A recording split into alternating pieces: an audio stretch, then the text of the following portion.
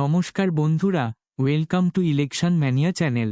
আজ আমরা আলোচনা করব 281 নম্বর আসানসোল উত্তর বিধানসভা কেন্দ্র নিয়ে। 2014 সালের লোকসভা নির্বাচনে এই কেন্দ্র থেকে তৃণমূলের প্রাপ্ত ভোট 31.07%, বিজেপির অপ্রাপ্ত ভোট 45.23%, বামফ্রন্টের প্রাপ্ত ভোট 13.84% এবং কংগ্রেসের প্রাপ্ত ভোট 4.82%। এই কেন্দ্র থেকে বিজেপির বাবুল সুপ্রিয় তৃণমূলের দোলা সেনের থেকে 24,964 ভোটে এগিয়েছিলেন। 2016 সালের বিধানসভা নির্বাচনে এই কেন্দ্র থেকে তৃণমূলের প্রাপ্ত ভোট 46.12%, বিজেপির প্রাপ্ত ভোট 33.11% এবং বামফ্রন্ট ও কংগ্রেসের মিলিত প্রাপ্ত ভোট 17.36%।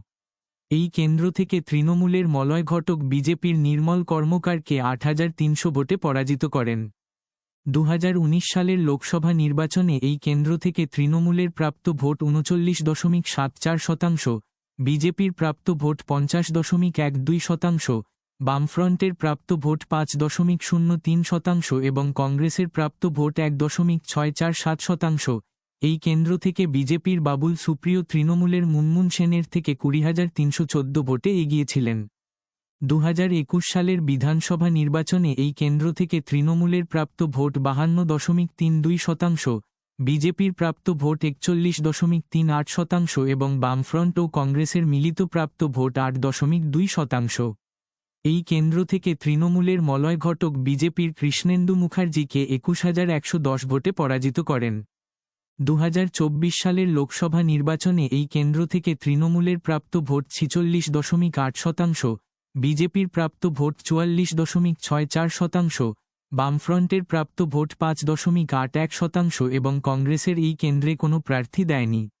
এই কেন্দ্র থেকে তৃণমূলের শত্রুঘ্ন সিনহার বিজেপির এস আলুওয়ালিয়ার থেকে 4,367 ভোটে এগিয়েছিলেন।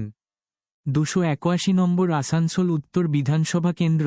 2026 সালের বিধানসভা নির্বাচনে এই কেন্দ্র থেকে সম্ভাব্য বিজয়ী কে হতে চলেছে সেটার আগে জানিয়ে রাখি যে আগামী পর্বে কুলটি বিধানসভা নিয়ে আলোচনা করা হবে, তাই এরকম আরও তথ্য পাওয়ার জন্য চ্যানেলটি সাবস্ক্রাইব করে রাখুন।